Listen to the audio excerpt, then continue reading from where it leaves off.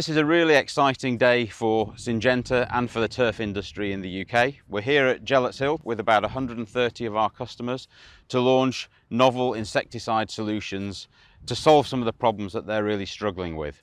We're launching Acelepryn, which is our turf insecticide focused on controlling subsurface grubs. We're also launching NemaTrident, which is our first biological solution in turf.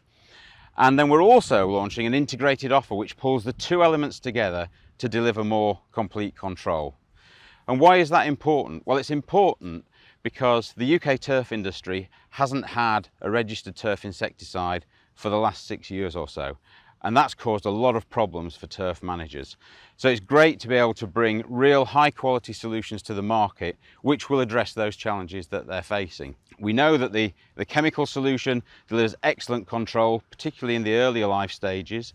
The nematodes can be a bit more unreliable but are good at the later life stages. And then we've put the two together and really used our R&D capabilities to build a program which delivers really effective control and moves more towards a complete control solution for what is a very difficult pest for our customers to manage.